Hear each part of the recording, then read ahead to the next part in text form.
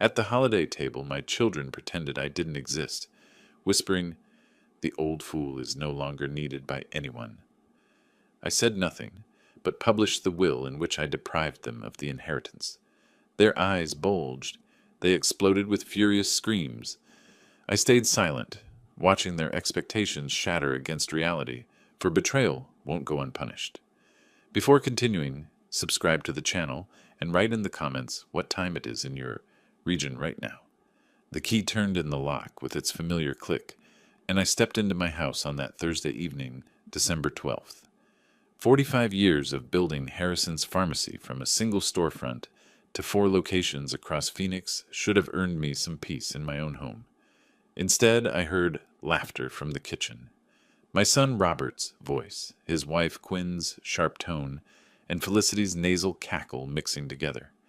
I set my briefcase down and walked toward the sound. The closer I got, the clearer their voices became. "Did you see his face when I told him we'd already planned everything?" Quinn's voice dripped with amusement. "Classic," Felicity responded. "The old fool actually thought we'd want his input." My hand froze on the doorframe.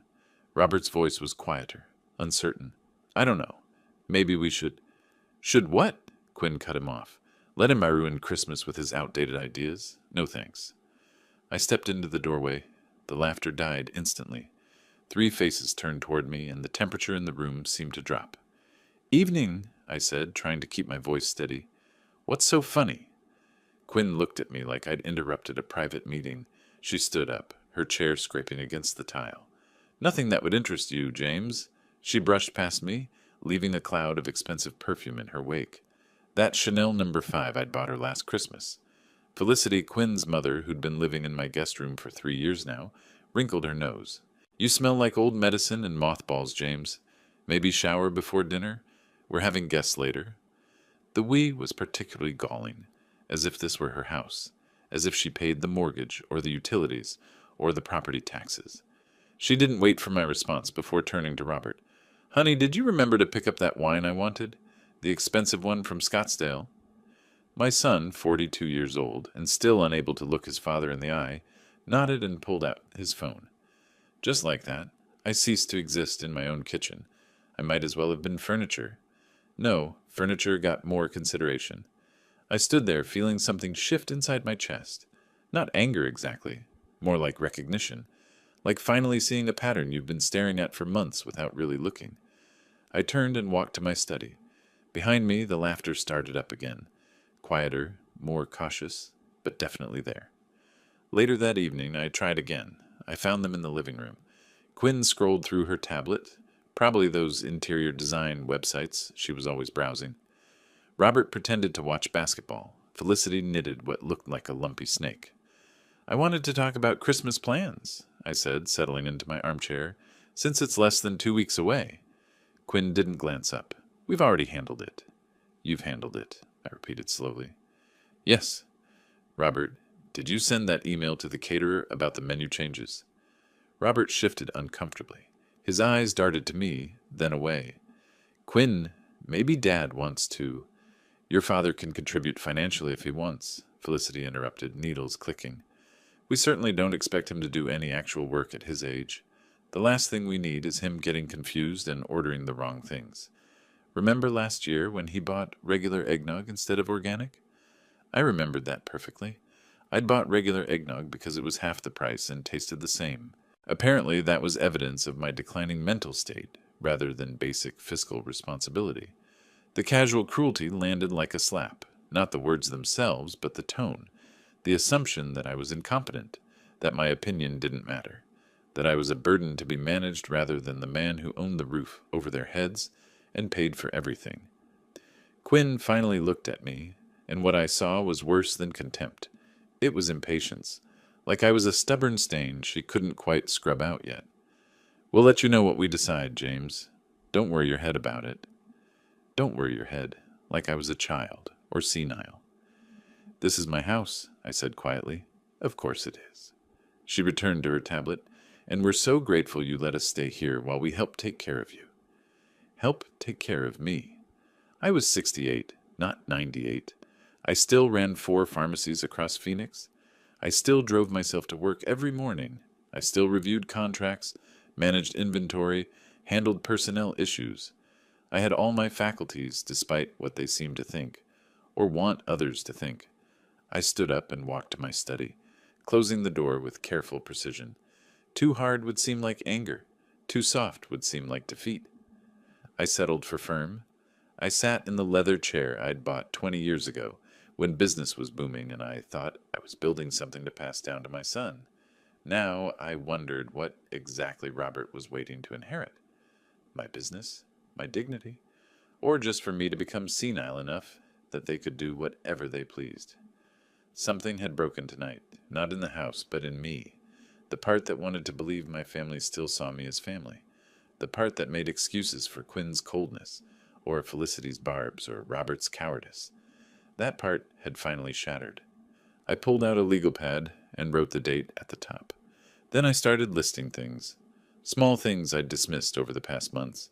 Moments I'd rationalized away. Comments I'd pretended not to hear. A pattern was emerging, and I needed to see it clearly before deciding what to do. Because one thing I'd learned in 45 years of business: you don't fight enemies you don't understand. First, you gather information. Then you make a plan. Then you execute with precision. And something told me I was going to need all three. I didn't sleep well that night. My mind kept circling back through the months, picking at memories like scabs. Friday morning, December 13th, I called into the pharmacy and told my manager I'd be working from home. Then I locked myself in my study with my legal pad and a pot of coffee. The memories came flooding back once I stopped trying to push them away. October 15th, Robert's 42nd birthday.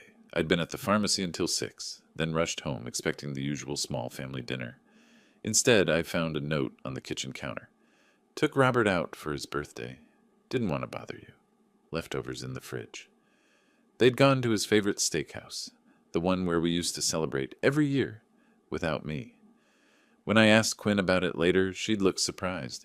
"Oh, did you want to come? I thought you'd be too tired from work. We were doing you a favor, really." I wrote it down. Incident 1. September 8th. I'd been in my study, door slightly ajar, when I heard Felicity on the phone in the hallway. She didn't know I was home. "Oh, Martha, you should see him lately," she'd said to whoever was on the other end. "Forgets things constantly. Repeats himself. Between you and me, it won't be long now before he completely loses it. Then Quinn and Robert can finally make some decisions around here without him interfering. It's sad, really, but it's nature's way." I'd sat frozen at my desk, listening to her describe a version of me that didn't exist. I didn't forget things. I ran 4 successful businesses. But she was building a narrative, brick by brick, setting the stage for something. I wrote it down. Incident 2. November the 20th. Robert had come to my study with a folder of papers. "Dad, I need you to sign these. Just some banking stuff, nothing important." He'd tried to rush me, hovering over my shoulder, but I'd spent 4 decades reading contracts and fine print. These weren't banking documents. They were power of attorney papers, broad ones, the kind that would give him control over my accounts, my properties, my business decisions. "Robert," I'd said calmly, "why exactly do you need power of attorney over my affairs?" His face had gone red. "It's just," Quinn thought, "in case something happens to you, we should be prepared." "Nothing's happening to me. I'm 68, not on my deathbed." He'd taken the papers back, mumbling something about just being cautious, and left quickly. I dismissed it as Quinn putting ideas in his head. Now I saw it differently. It was a failed first attempt. I wrote it down. Incident 3. The coffee grew cold as I filled page after page. The time Quinn had reorganized my medications to help me remember them, but actually made it harder to find what I needed. The conversations that stopped when I entered rooms. The way Felicity had started making comments about nice facilities for seniors whenever news stories mentioned retirement homes. It wasn't sudden. It was systematic. A slow, deliberate campaign to push me to the margins of my own life, to paint me as incompetent, to make me invisible in my own house. And for what? The answer was obvious, really. Money, property, inheritance. They weren't helping me. They were circling like vultures, waiting for me to either die or become too confused to stop them from taking what they wanted. I sat back and looked at my notes. 10 pages of evidence. 10 pages of disrespect and manipulation dressed up as concern. Here's what they didn't know about me. I didn't build 4 pharmacies by being passive. I didn't survive in business for 45 years by letting people walk over me. And I certainly didn't get to where I was by ignoring warning signs. They wanted me to be a helpless old man. Fine. Let them think that. Let them get comfortable in their assumptions. Meanwhile, I'd do what I always did when facing a problem. Assess the situation, gather resources, and formulate a strategy. I picked up my phone and scrolled through my contacts until I found Charles Davidson, my attorney for the past 20 years, a man who understood that sometimes the best defense was a carefully constructed defense. The call went to voicemail.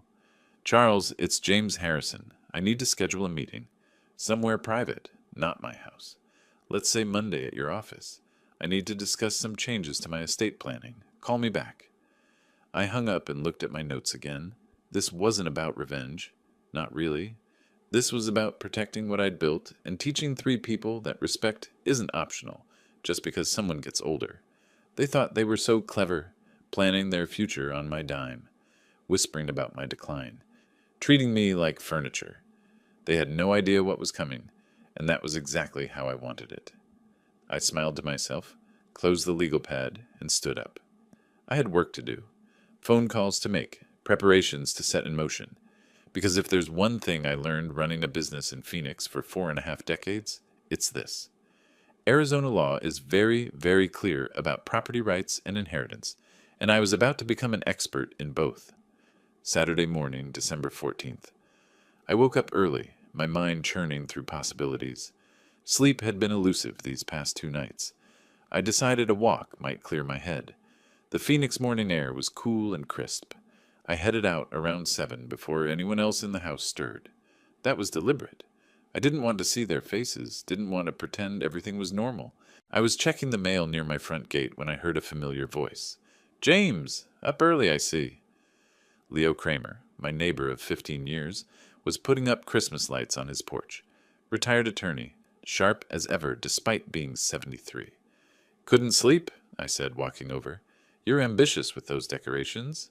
He laughed, climbing down from his ladder. "Martha's orders. Apparently our display last year was embarrassing." He wiped his hands on his jeans. "How about you? Ready for the holidays?" "As ready as I'll ever be." "Family coming over?" "They're already here, living with me, actually." "Oh, right. Robert and his wife. And isn't her mother staying with you, too?" I nodded, keeping my expression neutral. Leo had no idea what was happening under my roof. "It's a full house? Well, that's nice. Family together for the holidays." He paused, squinting up at the roofline. "Speaking of which, I saw Quinn and her mother the other day. Thursday afternoon, I think, over by Camelback Road." Something in his tone made me pay attention. "Oh?" "Yeah, they were coming out of that place. Sunset Meadows? That fancy senior living facility?" He said it casually, just making conversation. "Martha and I were there checking it out for her Aunt Dorothy. Beautiful place, but the prices are steep. $8,000 a month minimum." My heart rate picked up, but I kept my voice level. "Sunset Meadows. I've heard of it. Premium care, they say. Martha chatted with your daughter-in-law for a bit in the parking lot. Quinn mentioned something about planning a quiet Christmas, reducing stress." He chuckled. "Don't we all want that? A quiet Christmas. Reducing stress. My stress, presumably, by removing me from the equation entirely." "Sounds lovely," I managed to say. "Well, I better get back to these lights before Martha critiques my spacing." He started climbing the ladder again. "Enjoy your walk, James. Merry Christmas, in case I don't see you before then." "Merry Christmas, Leo." I walked away on autopilot, my mind racing. Sunset Meadows wasn't just any facility. It was where wealthy families tucked away their elderly relatives when they became inconvenient. Beautiful grounds, excellent medical care, and completely out of sight. $8,000 a month. For how long were they planning to keep me there? A year? 2? At that rate, my savings would drain quickly, especially if they gained access to my business accounts. Through that power of attorney, Robert had tried to slip past me. The pieces were falling into place with horrifying clarity. This wasn't just about disrespect. This was a calculated plan to institutionalize me, take control of my assets, and live off the proceeds while I rotted in some expensive prison disguised as luxury senior living. I walked for another hour, circling the neighborhood while my thoughts organized themselves. By the time I returned home, I knew exactly what I needed to do. The house was quiet when I entered.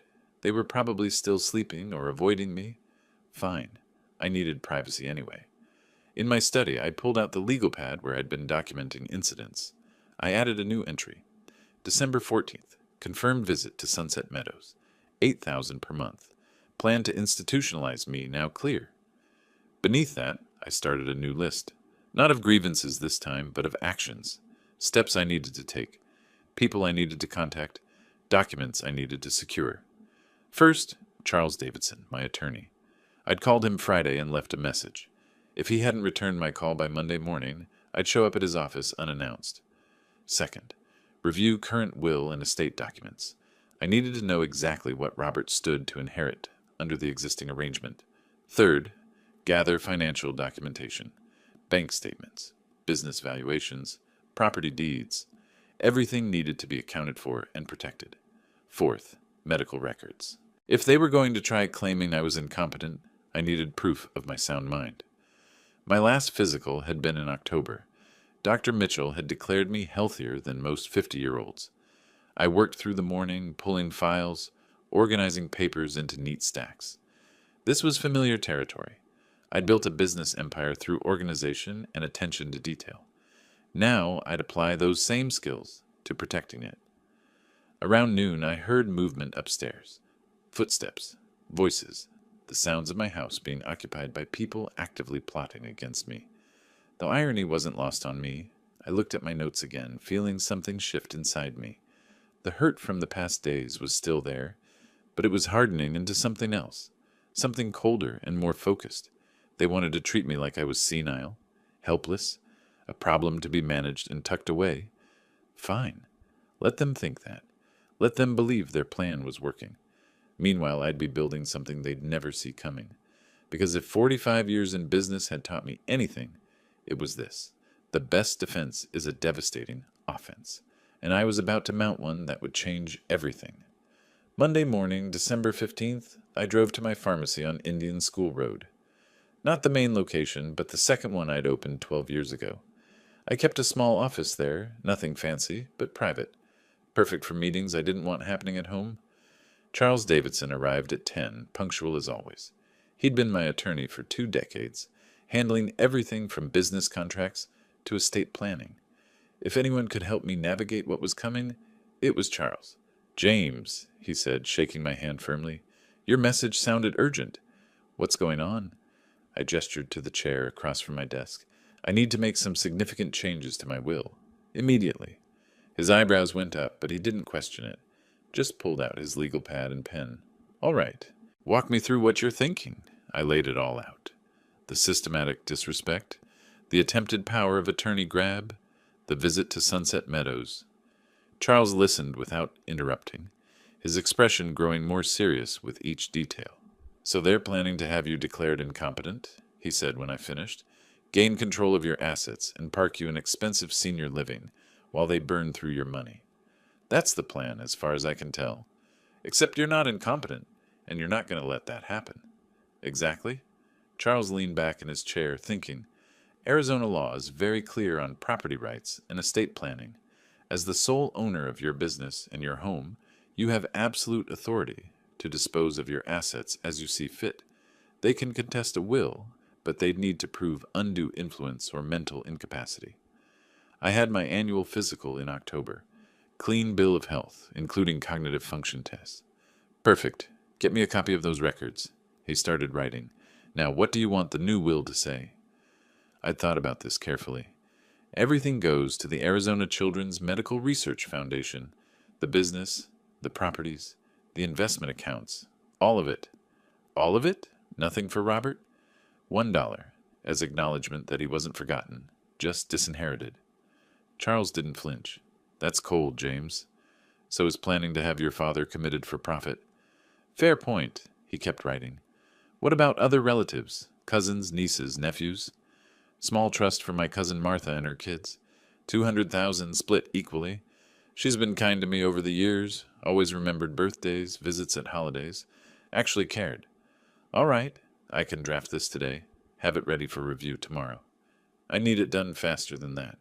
Can we execute it by Tuesday, December 17th? He looked up from his notes. That's 2 days from now. I'm aware. James, are you sure you don't want to wait? Think this through a bit more? Maybe try talking to Robert first? I met his eyes. I've thought about nothing else for 3 days, and I'm done talking. They've made their intentions clear. Now I'm making mine clear. Okay, he nodded slowly. I'll have the documents ready by tomorrow afternoon. You'll need 2 witnesses for the signing, people who can testify you were of sound mind. I'll bring Frank and Margaret. They've worked at my main pharmacy for over 20 years, known me since before Robert was born. Good choices. And James? Charles closed his legal pad. You should know when this gets out, things are going to get ugly. Robert and his wife won't take this lying down. I'm counting on it. He studied me for a moment. You're really doing this? Without hesitation. All right, then. Let's make sure everything is airtight. He stood up. I'll call you tomorrow by noon with the draft. Review it carefully, make any changes you want, and we'll schedule the signing. After Charles left, I spent the rest of Monday and all day Tuesday preparing. I transferred important documents from my home safe to my bank's safety deposit box. Birth certificate, property deeds, stock certificates, the old will, business incorporation papers, everything Robert might try to access or alter. I made copies of my medical records and had them notarized, ordered updated valuations for all 4 pharmacy locations, called my accountant, and had him prepare a complete financial statement. If they wanted to claim I didn't know what I was doing, I'd have a paper trail showing meticulous awareness of every asset. Tuesday afternoon, I reviewed Charles's draft. It was perfect, cold, precise, and legally unassailable.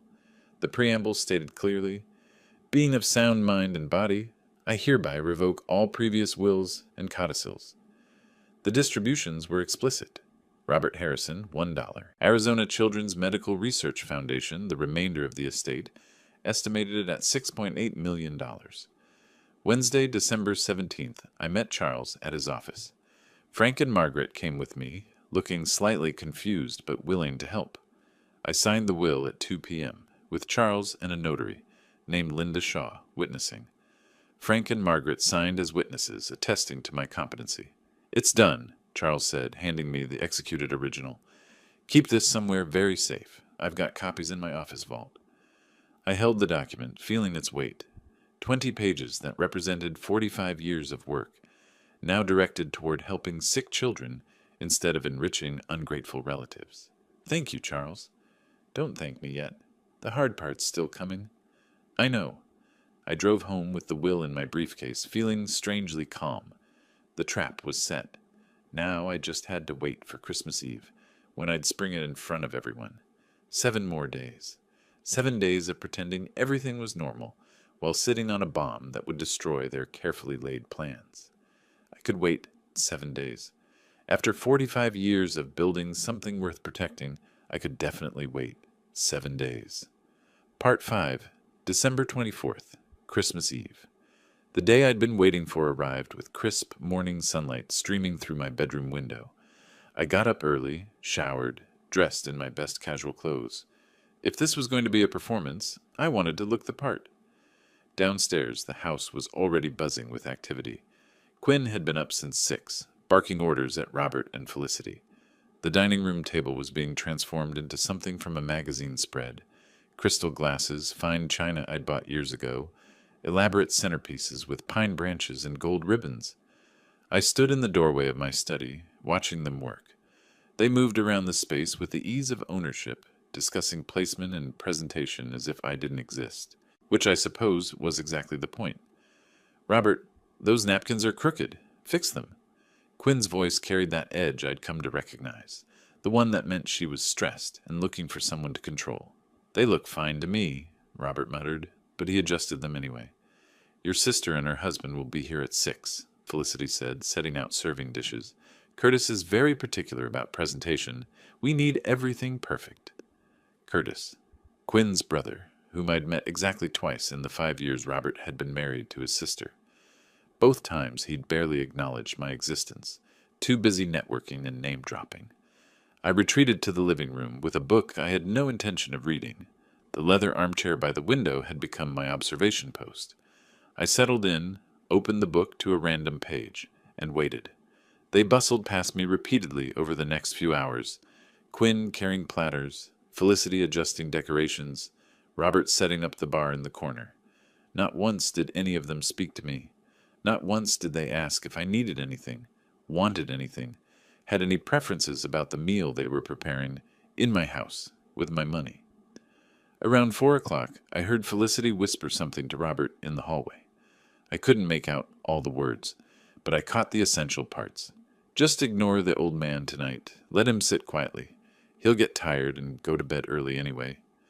Robert's response was too quiet to hear, but I saw him nod through the doorway.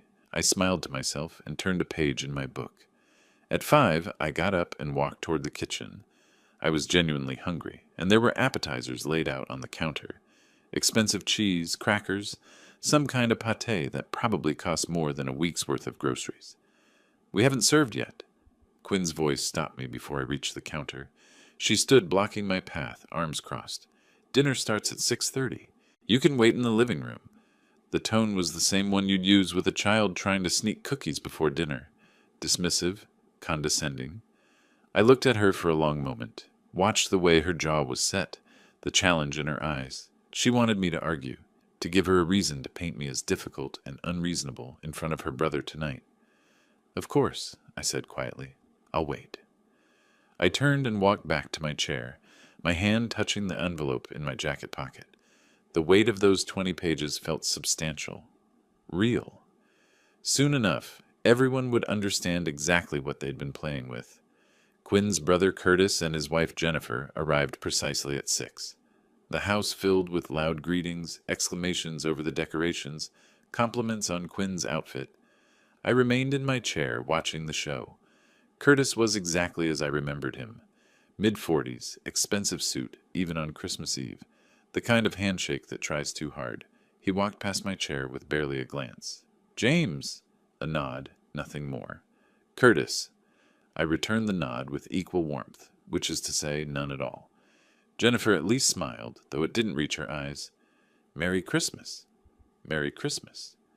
Then they were absorbed into Quinn and Felicity's orbit, drawn into the dining room to admire the table settings and discuss the menu. Robert hovering at the edges, playing host in my house. I checked my watch. 6:15.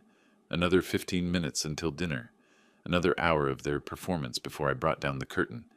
I could wait. I'd waited this long. A little longer wouldn't hurt. At 6:30, Quinn called everyone to the table. I stood and walked to the dining room, taking the seat at the far end. Not the head of the table where I usually sat, but the chair they'd designated for me, the one facing the wall, away from the main conversation. The symbolism wasn't lost on me. They'd literally turned my chair to face away from the family gathering. I sat down anyway, my jacket still on, the envelope still in my pocket. Let them have their moment. Let them think they'd won. Because in about an hour, when I pulled out that document and read it aloud, every assumption they'd made about this evening was going to shatter, like the crystal glasses on this table, and I was going to enjoy every second of it. Dinner began at 6:30. Quinn had outdone herself. Prime rib, roasted vegetables, elaborate potato gratin. I sat facing away from the main action, listening to them talk around me.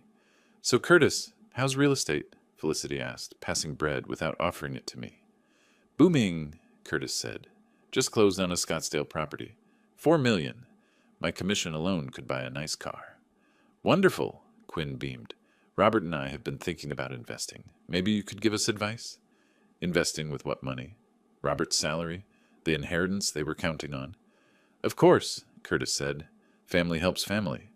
That's what tonight is about. Being together with people who matter." He raised his glass. Everyone followed, except me. Nobody had filled mine. The conversation flowed around me.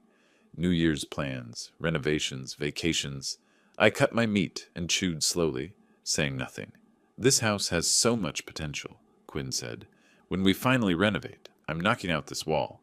Open concept is more modern." "When?" not if, as if this were already her house. Robert shifted uncomfortably but said nothing. After the main course, Quinn stood. "I'll get dessert. Robert, help me?" From the kitchen, her voice drifted back. "Can you believe how quiet he's being?" "Perfect. Just like we planned." Felicity leaned toward Curtis and Jennifer. "Between you and me, he's been declining. Forgetful. Confused. We're looking into care facilities. It's the best thing." "That's hard," Jennifer said. "But you're doing the right thing?" I remained still, letting every word wash over me. Let them paint their picture. In minutes, I'd tear it down. Quinn returned with dessert, elaborate chocolate with gold leaf. She served everyone except me, then finally placed a small portion in front of me. "There you go, James." Pure condescension. She raised her glass. "A toast to family, to the people who truly matter to us, who support us and stand by us. To Robert, to my mother, to Curtis and Jennifer." Her eyes swept past me. "To the people who make life worth living." Everyone clinked glasses. Robert met my eyes briefly, then looked away, flushed. I watched them drink, watched them celebrate. Then I set down my fork, reached into my pocket, pulled out the envelope. "Before dessert," I said calmly, "I have an announcement." Quinn's head snapped toward me. "James, we're in the middle of—" "This won't take long." I pulled out the document. "I recently made changes to my estate planning. I thought tonight would be perfect to share." Silence. Even Curtis stopped mid-bite. "What are you talking about?" Robert's voice was uncertain. I smoothed the pages. "This is my new will, executed December 17th, properly witnessed and notarized." Quinn's face went pale. "You can't be serious." "Completely serious. Let me read the relevant sections." Felicity's hand trembled. Curtis and Jennifer exchanged confused glances. I began to read, steady, each word falling like a hammer. "Being of sound mind and body, I hereby revoke all previous wills. To my son, Robert Harrison, I leave $1, acknowledging he has not been forgotten, but that his actions have demonstrated a lack of respect for family values I hold dear." Robert's face went white. "Dad, what?" I kept reading. "The entirety of my estate, including all business interests, properties, and financial assets, estimated at $6.8 million, shall be transferred to the Arizona Children's Medical Research Foundation." Absolute silence.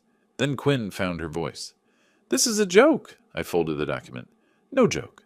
Completely legal. Completely binding." "You can't do this." Her voice rose. "We're your family." I met her eyes calmly. "Family respects each other, Quinn. Family doesn't plan to have the patriarch declared incompetent and locked in Sunset Meadows while draining his accounts." Felicity gasped. Curtis and Jennifer froze. "How did you—" Felicity started. "No, I know everything. The facility visit, the whispered plans, the power of attorney attempt." I looked at Robert. "All of it." My son stared, mouth opening and closing. Quinn's face turned scarlet. "You ungrateful! We've been taking care of you. Living here, putting up with your moods."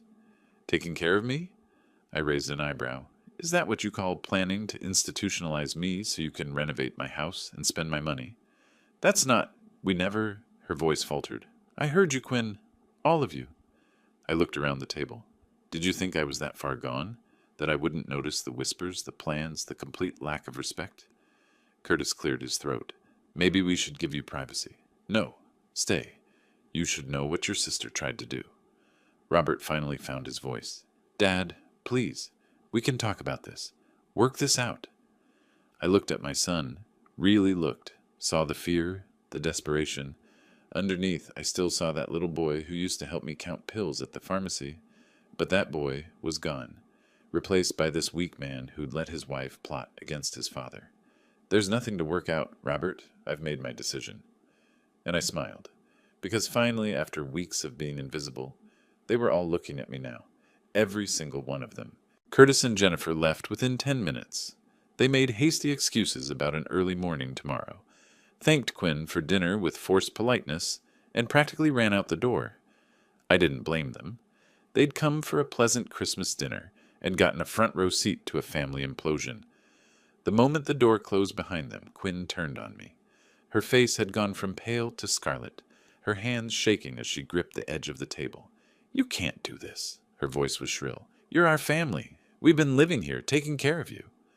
I folded the will carefully and placed it back in my jacket pocket. Taking care of me? Is that what you call it? We cook. We clean. We make sure you're okay. You ignore me in my own house. You whisper about putting me in a facility. You tried to get me to sign over power of attorney. I kept my voice level, calm. That's not care, Quinn. That's a hostile takeover. Felicity found her voice trembling with fake emotion. James, sweetie, you've misunderstood everything. We were only looking at Sunset Meadows for research purposes, in case you ever needed it in the future. We care about your well-being. I looked at her with something approaching pity. Felicity, I've been in business for 45 years. I know what manipulation looks like. You're living rent-free in my house, eating my food, spending my money, and plotting to warehouse me so you can take the rest. Don't insult my intelligence. Dad. Robert's voice was barely above a whisper. His face had gone gray. Please, can we talk about this? Just you and me? What's there to talk about, Robert? I didn't know. He stopped, realizing how that sounded. I mean, I didn't agree with everything, but you went along with it anyway. I stood up from the table. You let your wife plan my institutionalization. You tried to trick me into signing legal documents. You sat silently while I was treated like a piece of furniture in my own home. I'm sorry. His voice cracked. I'm so sorry. Sorry you did it, or sorry you got caught. He had no answer for that. Quinn slammed her hand on the table. This is ridiculous. You can't leave everything to charity. What about your son? What about your family? My family died with my wife 12 years ago. The words came out harder than I intended, but they were true. What I have now are people who see me as a bank account with a pulse. Felicity's fake tears started. How can you say that? After everything we've done. What have you done exactly? I interrupted. You've lived here for 3 years without paying a dime. You've eaten my food, used my utilities, and complained about everything from the temperature to the neighborhood. You haven't worked, haven't contributed, haven't shown me anything resembling gratitude or respect. So please enlighten me. What exactly have you done? She opened her mouth, closed it, opened it again. Nothing came out. Quinn changed tactics. You know what? Fine. Keep your money. Give it all to charity. But when you're old and alone and sick, don't come crying to us. I almost laughed. Quinn, I'm 68, and I run 4 successful businesses. I have more friends and professional contacts than you can imagine. I'm already old by your standards, and I'm certainly not alone. The only thing I was too tolerant of people using me. This is elder abuse, Felicity suddenly shouted. We could report you for... She stopped, realizing how absurd that sounded. For what? Changing my own will? Making decisions about my own estate? I shook my head. Arizona law is very clear. I have every right to dispose of my property as I see fit, and I've chosen to leave it to an organization that actually helps children instead of entitled adults who wanted to cash in on my death. Robert stood up, his chair scraping back. I can't believe you think so little of me. I think exactly as much of you as your actions have shown me to think, Robert. You had choices. At every turn, you chose Quinn's approval over your father's dignity. That's not fair, isn't it? I met his eyes. When she wanted me to sign those papers, did you stop her? When she talked about Sunset Meadows, did you defend me? When they whispered about me like I was already gone, did you speak up even once? He looked away. That's what I thought. I walked toward the hallway. I'm going to my room. Feel free to continue your dinner. The dessert looks expensive. Behind me, Quinn's voice rose to a scream. You're going to regret this. We'll fight it. We'll get lawyers. We'll prove you're not competent. I paused at the doorway and turned back. Good luck with that. I had a complete physical in October, including cognitive function tests. Clean bill of health. The will was witnessed by 2 long-term employees and notarized by a licensed professional. My attorney has copies, and they're filed with the court. The look on her face was worth every penny of Charles's fees. Merry Christmas, I said, and went upstairs. I didn't sleep much that night. Through the bedroom door, I could hear raised voices downstairs. Quinn raging, Robert trying to calm her down, Felicity adding her own sharp comments. Around 2 in the morning, it finally went quiet. Christmas morning was tense. I came downstairs around 8 to find Robert sitting alone at the kitchen table, looking like he hadn't slept at all. "Morning," I said neutrally. "Dad?" He looked up, his eyes red. "Can we please talk? Really talk?" "What's there to say, Robert?" "I'm sorry. I know I've said it before, but I mean it. I let things get out of hand. I should have stood up to Quinn. I should have protected you." I poured myself coffee. "Should have. Past tense. It's not too late. We can fix this. I'll talk to Quinn. We can all sit down and... And what? Apologize away months of systematic disrespect? Promise to do better now that the money's at stake?" I shook my head. "I'm 68 years old, Robert. I don't have time for empty promises." "They won't be empty. I swear everything will change. Until I'm actually too old to fight back. Then what?" He flinched. "That's not. I wouldn't let that happen." "You already did let it happen. You let it happen every day for months." Quinn appeared in the doorway, looking worse than Robert. Her makeup was smudged, her hair uncombed, but her voice was cold. "This is your fault, you know. If you'd just been reasonable. If you'd just cooperated with our plans for the family." "Your plans," I corrected. "Not family plans. Yours. We're trying to secure everyone's future by institutionalizing me and spending my money. Forgive me if I don't see that as securing my future." She changed tactics again, and I had to admire her persistence, if nothing else. "You know what? Fine. We'll contest the will. We'll get doctors to evaluate you. We'll prove you're not in your right mind." I sipped my coffee. "You're welcome to try. It'll work. No judge will believe a 68-year-old man suddenly disinherits his only child on Christmas Eve unless there's something wrong with him.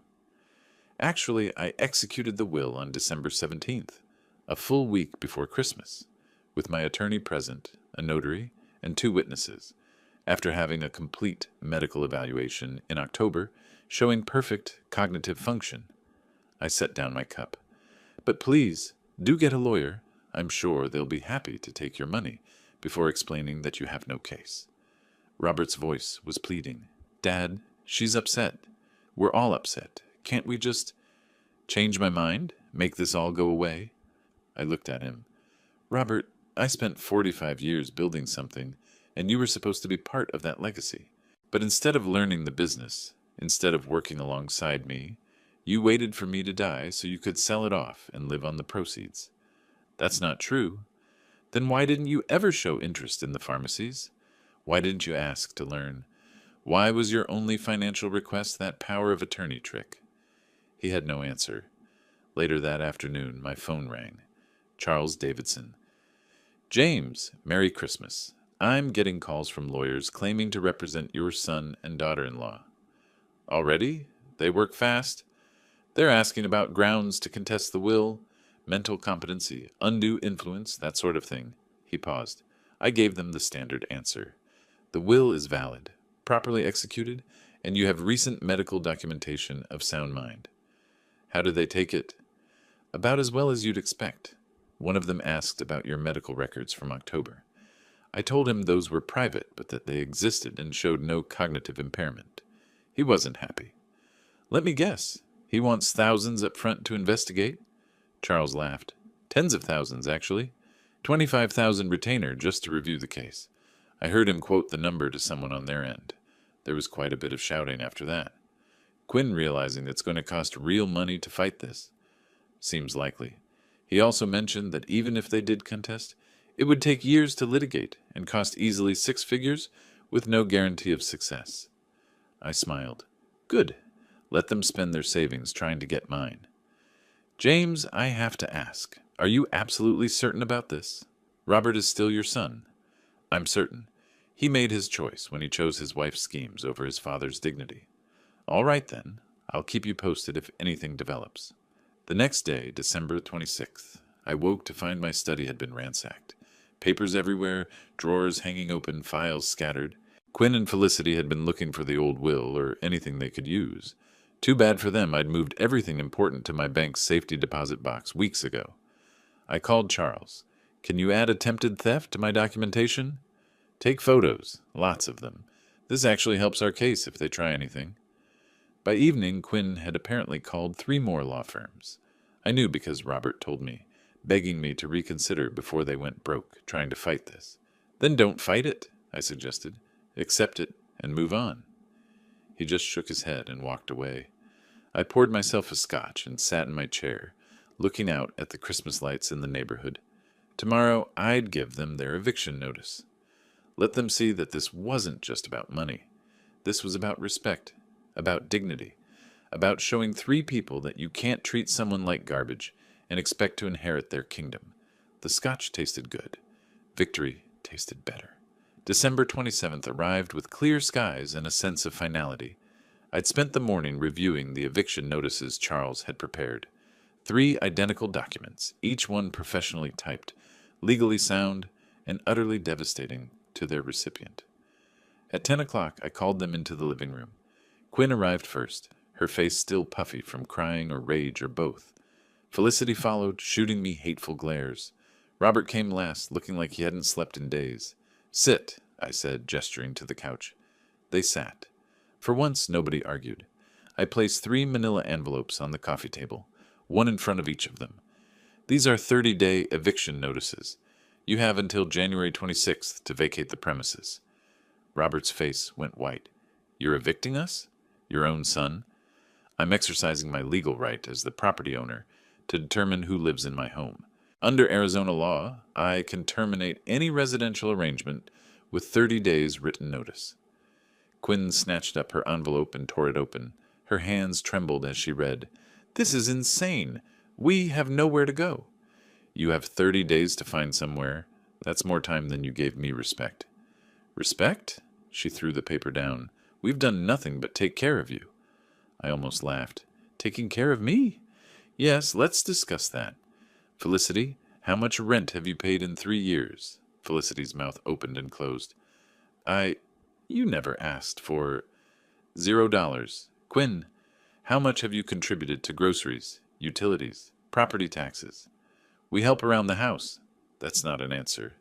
Robert, how many times have you asked about learning my business, about working alongside me, about building something together? My son looked at the floor. I have my own career. A career that barely covers your car payment. Meanwhile, you lived here rent-free, waiting for me to die so you could sell my life's work and live off the proceeds. That's not fair. Robert stood up, his voice breaking. I'm your son. Doesn't that mean anything? It meant everything. Past tense. I kept my voice steady. You had a choice, Robert. Every single day you chose Quinn's schemes over your father's dignity. You chose comfort over character. You chose to let your wife plan my institutionalization rather than defend me. I didn't know about all of it. You knew enough. You knew she was looking at Sunset Meadows. You knew about the power of attorney attempt. You knew they were treating me like I was invisible. I paused. You knew, and you did nothing. Quinn's face had turned scarlet. You'll regret this. We'll tell everyone what you've done. We'll ruin your reputation. Go ahead. Tell them I changed my will and evicted my ungrateful family. Tell them I chose to donate my estate to children's medical research instead of leaving it to people who plotted to warehouse me in an expensive facility. I'm sure the community will be horrified. I picked up my coffee cup. I've owned Harrison's Pharmacy for 45 years. I employ 73 people across 4 locations. I'm known in this community as a fair businessman and a generous donor to local causes. You're known as the family that lives in my house and contributes nothing. You're a bitter old man, Felicity shrieked. Perhaps. But I'm a bitter old man who still owns his house, his business, and his dignity. Felicity suddenly clutched her chest, gasping, My heart! Oh, my heart! I didn't move. Didn't even look concerned. Are you having the same heart attack you had in November? The one that miraculously disappeared when the paramedics arrived? Her eyes widened. She'd thought I didn't know about that. I called them myself, I continued calmly. After you told Quinn you were having a heart attack to get sympathy. The EMTs found nothing wrong. They told me it happens a lot with attention-seeking behavior. Felicity's hand dropped from her chest. The gasping stopped. Anything else? I looked at each of them. Any other manipulations you'd like to try? More fake emergencies? More threats? More tears? Silence. Then we're done here. You have your notices.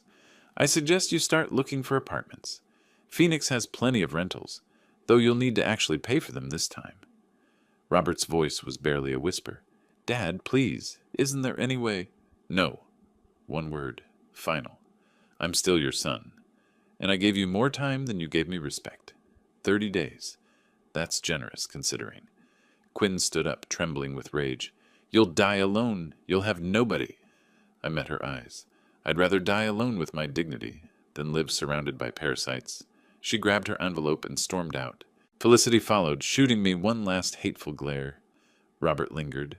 I really am sorry, Dad. I know you are. Sorry you got caught. Sorry you're losing the inheritance. Sorry you have to actually support yourself now. I set down my coffee. But sorry for what you did? Sorry for the choices you made? I don't think so. He left without another word. I sat back in my chair and looked at the eviction notices still on the table. 45 years of building something, and this was what family had become. 3 people who saw me as an obstacle to wealth, rather than a person deserving respect. But now they knew. They knew I wasn't senile, wasn't weak, wasn't just going to fade away while they planned my future. I was James Harrison. I'd built an empire from nothing, and I'd be damned if I let them take it without a fight. December 28th, Sunday morning. The house was quiet in a way it hadn't been in years. Not the tense silence of the past weeks, but actual peace. They were in their rooms packing, and I was in my chair with coffee and the newspaper. Around 9, Robert came downstairs. He looked exhausted. Dark circles under his eyes, hair uncombed. Dad? I looked up from the business section.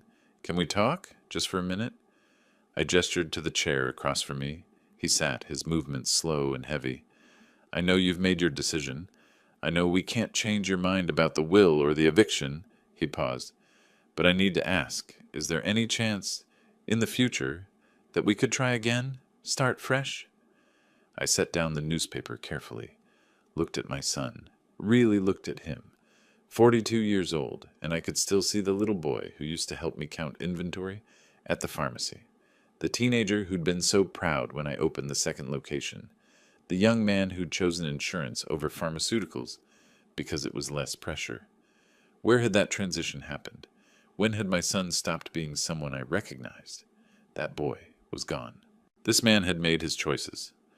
Robert, do you know what respect is? Yes, of course. I don't think you do. Respect isn't words. It's not apologies after you've been caught. It's not promises to do better once the consequences are clear. I leaned forward. Respect is action. It's defending someone when they're not in the room. It's refusing to participate in plans that harm them. It's choosing what's right over what's comfortable. He nodded slowly, his eyes fixed on his hands. You didn't respect me, Robert. Not when it mattered. Not when Quinn was making her plans. Not when Felicity was making her comments. Not when you had the chance to be my son instead of her husband. I know, his voice cracked. I know I failed you. Yes, you did. Is there any way to fix it? I sat back. Respect can't be returned with words, Robert. Only with actions, and your actions spoke louder than any apology ever could. He closed his eyes. When he opened them, they were wet. So that's it? We're just done? We've been done for a while. You just didn't realize it until there were consequences. He stood up slowly, wiped his eyes. I'm sorry, Dad, for whatever that's worth. It's worth acknowledging, but it doesn't change anything. He nodded and went back upstairs. I heard his footsteps, heavy and defeated. A door closed quietly. I returned to my newspaper, but I wasn't really reading it. I was thinking about legacy, about what we leave behind, about what matters when you've lived 68 years. My phone rang. Charles. James, just confirming. The documents for the Arizona Children's Medical Research Foundation have been filed. They've accepted the future bequest and sent a very gracious letter. Good. They're honored by your generosity. They specifically mentioned that your donation will fund research into pediatric conditions.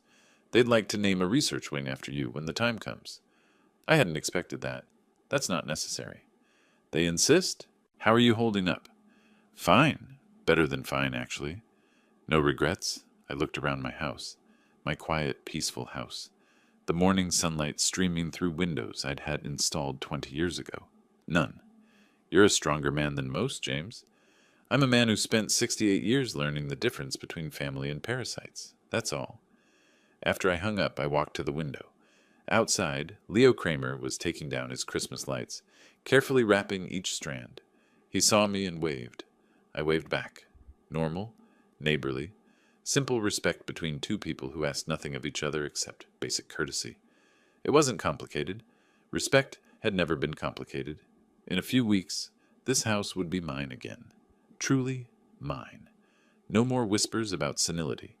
No more plans for my institutionalization.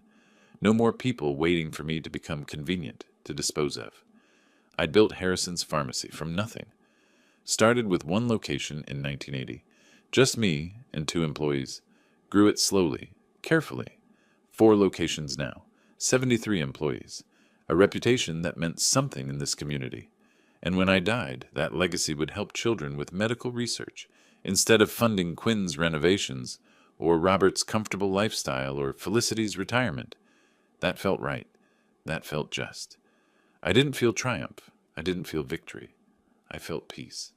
The kind of peace that comes from knowing you did what needed to be done, that you protected what mattered, that you refused to be a victim in your own home. Upstairs, I heard sounds of packing, boxes being taped, drawers emptied, closet doors opening and closing, the sounds of departure. In 30 days, they'd be gone, and I'd still be here, still running my businesses, still going to work every morning, still making my own decisions, still living my life on my terms, still standing. I raised my coffee cup to the empty room, the morning light making the liquid shimmer. To respect, I said quietly, and to knowing when to demand it. The coffee was still hot. The house was still quiet. The December sun was still shining through my windows. And James Harrison was still exactly who he'd always been. A man who built something worth protecting, and protected it. If you like this story, please like this video, subscribe to the channel, and share your impressions of this story in the comments. To listen to the next story, click on the box on the left. Thank you for watching.